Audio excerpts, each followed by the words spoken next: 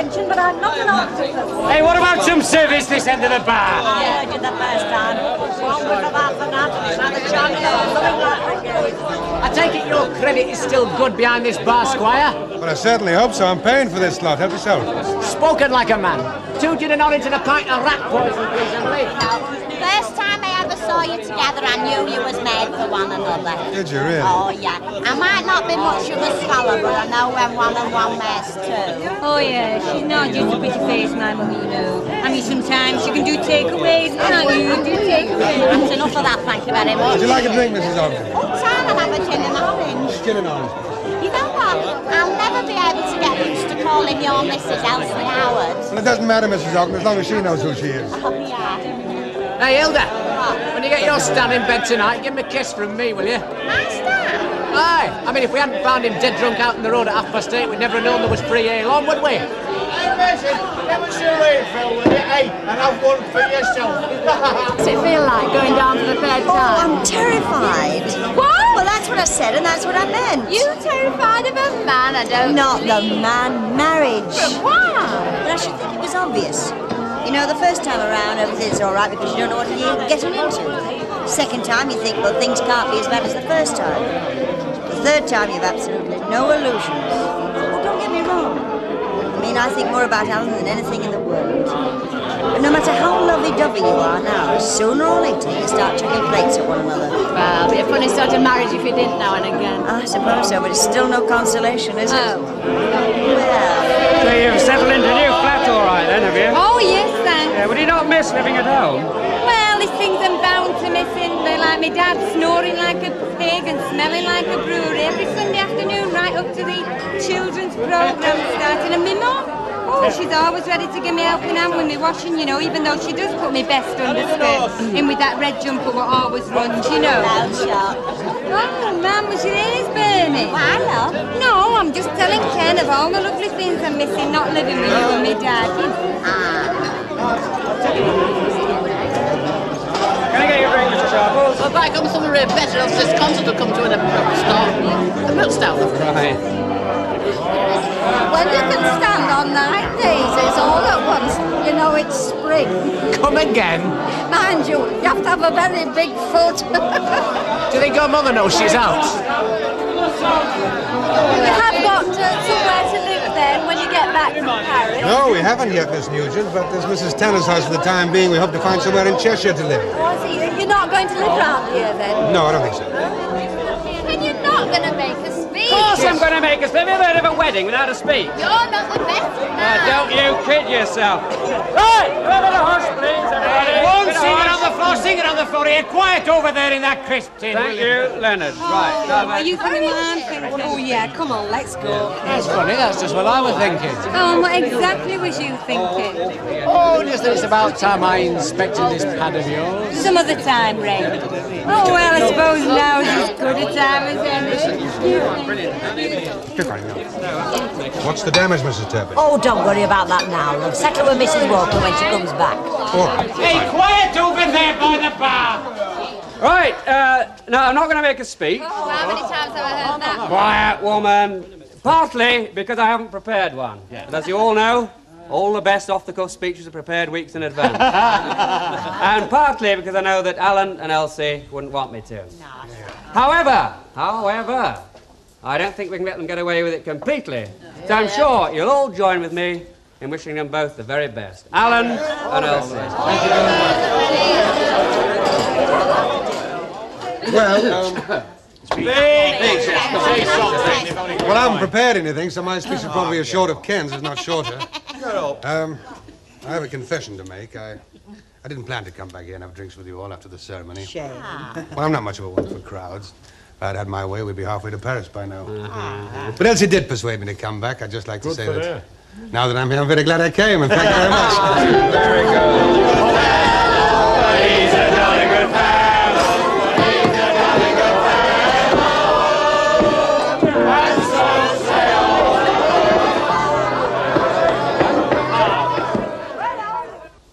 He looks like you. Yeah, he did, didn't he? When the moon... Oh, turn that down a bit, will you? Sorry. Right then, what about a spot of the old mother's ruin just to get them red corpuscles moving again? Hey, this'll not do, will it? What? Well, 2 girls and 1 fella. I mean, 4's company, 3's a crowd, you know. Can't say I've got any complaints. Oh, no, you wouldn't have, would you? I mean, that's the story of your life, isn't it? Aye, well, of course, I could always come back some other time, yeah. I'll go. Oh, I'm sorry, Ray. I think it's the wedding and sometimes it seems a very long way away and I hardly feel either of them, but other times Here, it's all. stick over there. You do understand, don't you? Well, how the heck would I understand, eh? A simple, unspoiled, single lad like me. Cheers. And you.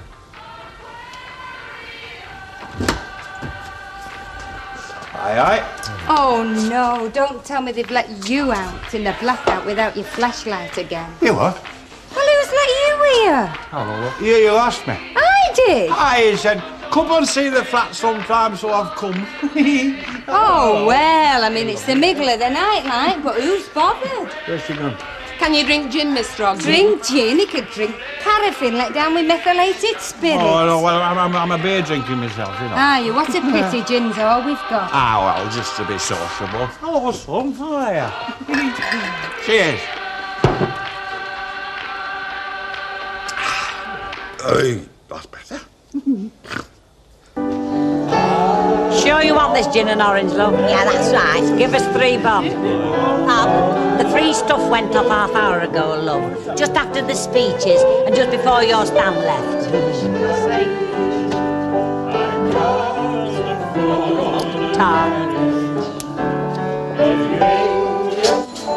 My favourites.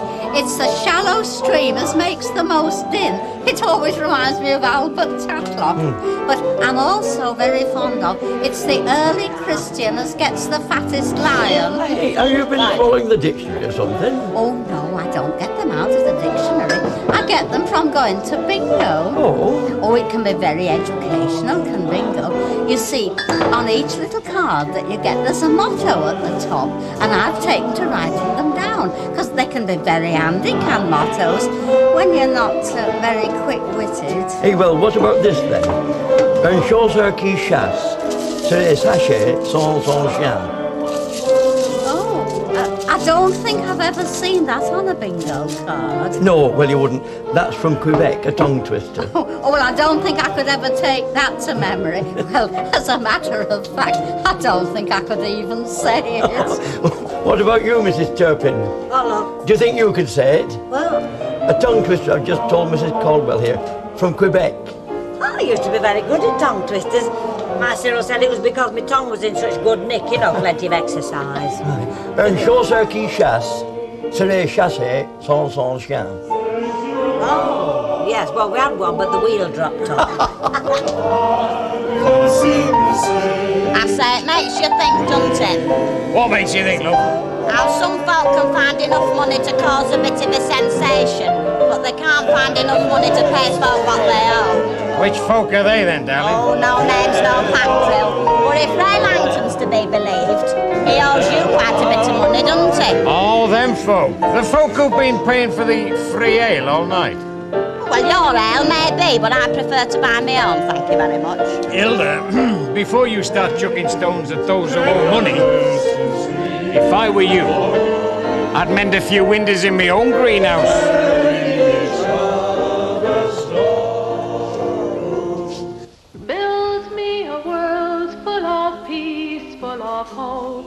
Where each man can walk proud. Not exactly your cup of tea, this, is it, Dad? Oh, aye. Do you what? Well, I mean, it's culture, isn't it? I hope. Culture. I bet you're missing a good time at the Rovers. You know, they'll be having a good sing-song, playing all your favourite tunes, Nellie Dean, I'm going back to Immer's. Oh, no, you can have too much stuff. Forgot it's on. Cheers, Alan, kid. Empty your glasses, please, ladies and gentlemen. Do you recognise anybody on that? Oh, yes. Oh, you always look very handsome in your bandman's uniform. Do you still play the baritone? No, I haven't played since my wind broke. No, now, what about that then? Oh, I can't seem to find told you on this one. No, well, you wouldn't. Now, that's a proper band, that is. Oh. Wingate's Temperance, World Champions, Crystal Palace, 1931. I've never heard Honour and Glory played better in all my life. Mind you, that was a test piece that year, you know. Oh, you went to that one then? Oh, yes. I never missed a band contest, right up to going to Quebec. Mind you, in them days, brass bands really were brass bands. Oh, yes, you're Oh, right, yes. they were. If you played for a good band, it was right like being a blooming footballer. Yes. I remember when Wingate's Temperance won the championship, they were met at the boundary by the chairman of the council. And folk were fighting to shake their hands. Oh, I always enjoyed a good brass band. Yeah. Oh, hello, Enoch. Hello. So you've missed me, have you? Well, we were looking at photos, but we were listening. Oh, well, what are you having to drink then? Well, if you'd asked me about an hour ago, I suppose I could have told you. But it's always the way when you play the piano at a party, isn't it? Folk only notice you're there when you stop playing. Oh, dear. So you've been and gone and done it, have you? That's right. And you're going to see how the other half lives in one of them big, posh, detached houses in Cheshire. Right. Good luck. Thanks, Len. You'll need it. You reckon?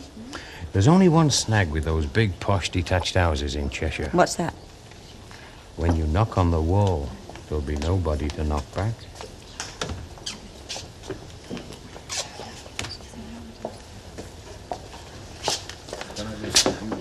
Hello, remember me? Hi. Alan, Howard, new husband. That's right. You think there's some way that we could... Well, there's only one way to find out, isn't there? Come on. Can I have your glasses, please, ladies and gentlemen? Now, come on, Mrs. Ogden. I do feel you've had enough, Chuck. All right, I'm coming.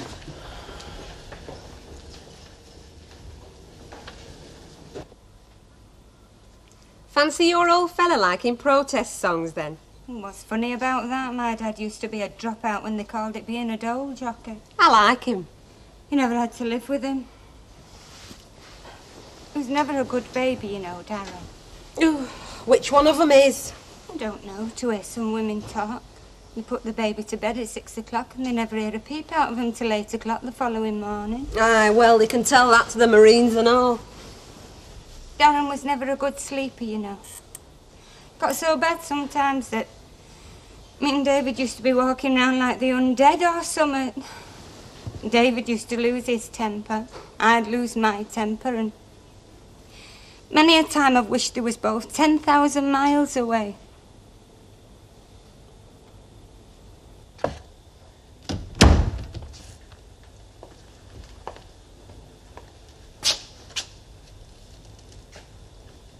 Are they private or can anyone hear? Not private. Oh? I just had a funny thought. What? All these years of locking up for myself. And now I've got someone else to lock up for me.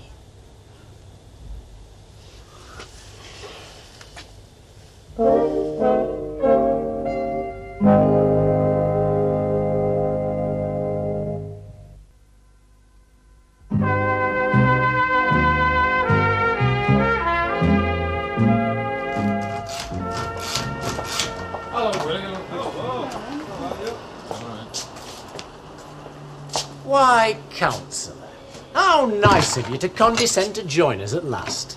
I was in lumber, you know that. You know, it's funny. The more I see you in action, the more I come to understand how you haven't managed to make this into $1 million turnover in the last 10 years. Oh, aye. I mean, business is business, isn't it? Why waste your time earning 50 quid here when you can be knocking up a new gutter for Ena Sharples for £4.10? Oh, and while we're on the subject of earning enough to pay our daily bread with, like... Yeah? Let's try and get this bill in smarties to Dave Smith, eh? I mean, it would be nice to get paid at least now and again for some of the work done on these premises. What are you on about? You know now? flaming well what I'm on about. I'm on about Popeye the Sailor Man. Your mucker from the lazy, hazy days in sunny Pompey. All right, all right. Look, it's not all right, is it, mate? He still owes us 400 quid for this job. And whilst you might be prepared to write it off for old time's sake, I weren't there, remember? Nobody's writing anything off. Nobody's doing anything. All right, then, look, just wait till he gets back to me from his honeymoon. Then he can see him about it, eh? I can see him. Yes, you can. You'll have to. I'm going away for a bit. Oh, yes? You wouldn't by any chance be planning to drown your sorrows, would you? On a 3-week drunken bang with a barmaid from Wolverhampton? And what sorrows would they be, Raymond? Oh, come now, Councillor. We're both men of the world. We both know you've been caught more than once writing Elsie Tanner equals Len Fairclough on the walls of the air raid shelters. They rang up just after you walked out of the office. Who did? Barrow. And they want us there tomorrow. Barrow? Yeah. Oh, you do remember organising a little job for you and me down in Barrow, do you? Well, I said they wouldn't want anybody while Christmas. They want us tomorrow for 3 weeks. And being a gentleman, you volunteered. That's right. Well, what about Howard? Well, you'll just have to wait until he comes back from his honeymoon, won't you? Thank you. For nothing. What do you think? Well, it's certainly different. I've never tried a wig before. What do you think? Oh, I think it suits you. Don't you think so, Ray? What? Miss Nugent's new hairstyle. What do you think? You want me to be brutally frank, do you? Yes, of course. You sure about that? Quite sure. I suppose I'll have to tell you then. If I didn't have your good name to consider, I'd ask you out myself. I suppose that must be regarded as something of a vote of confidence. So. Hey, I say. What? Outside the post office down Hopwood Street. What? There's a baby missing. Missing? You mean lost? No, stolen. It seems this kid what was minding him went in to get a 3-shilling post order, and when she come out, he'd gone. Right out of his pram. A fortnight in Paris, eh? Don't forget to send us a card. We won't. Hey, but not one of them, though, either, you know. I'm very broad-minded myself, love, but we've got a very funny postman. Hello. Oh, hello. Thought I might find you in here. That's right. Are you on your own then? I'm waiting for Ina. Aye. Well, I called round at the flat, only she didn't answer the door. Well, what are you drinking then? Oh, and nothing more for me, thanks very much. Not a present. Are you sure? Yes, quite sure, thank you. I say, what do you reckon? What? There's a band concert over at the drill hall. Oh. I wouldn't mind going, if there was somebody to go with. Yes. You did say you were very fond of brass bands, didn't you? Oh, yes. Only in parks, not in buildings. Aye. A pity. Yes. Well, perhaps I'll see you in here later on, eh? Yes. I like your wig. Oh, yes, well, they do say a change is as good as a rest, don't they? And there wasn't any practicable way of giving it a rest, so I decided to settle for a change. Great! You and Irma safely ensconced in the flat, then? Oh, yeah. Hey, why don't you come back for a cup of tea later on and see what we've done with it? All right. Have you heard about this baby that's been pinched? Yes. I believe the kid that was looking after him is going spare, you know. His mum and dad were away. Yes, I know. How do you know? Well, I do in fact know the family. As a matter of fact, I was taking pictures of the baby only last week. Are you ready? About as ready as I'll ever be, I reckon. Come on, then.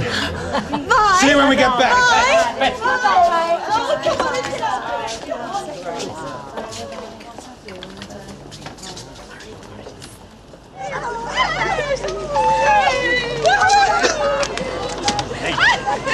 Look after her, eh? Sure.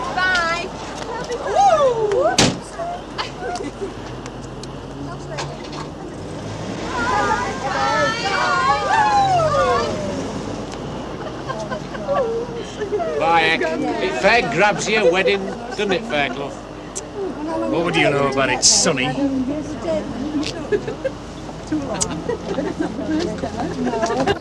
Ina hasn't been in yet, then? Oh, not unless somebody's locked in the lavatory, love. Oh. Oh, what's the matter? Have you two been having words or something? Oh, no. Well, at least I don't think so. Is that your plan? Sorry, friend. Hello there. Hello. You're a bit out of territorial waters, you, aren't you? Oh, just thought I'd drop in, see how you're all keeping. Half a bitter, please, love. Right. I'll say, I suppose that was Alan Howard I saw driving off just now. Yeah, that's right. Off on his honeymoon, is he? Yeah, that's right. Mind you, it's a bit like carrying coals to Newcastle, isn't it? What is? Well, going on honeymoon to Paris. Oh, that's where he's gone, is it? Yeah, that's right. Be gone long, will he? Oh, about a fortnight. Why? Oh, just a question of a couple of $100 he owes Piggot for a job he did from a few months since. Oh, why? 1 and a penny. I'll get that, Miss Nugent. Thanks very much. That's all right. Shall we find somewhere to sit down and have a little chat? I don't know, it makes you wonder, doesn't it, what this country's coming to? I mean, once upon a time, if anything happened to a child, it was a national sensation. But not these days. I mean, it's happening every day of the week. You know, if you ask me, anybody who'd take a baby out of a pram like that ought to be painstakingly destroyed. And for my money, you know, there's only one thing to blame. That's their upbringing.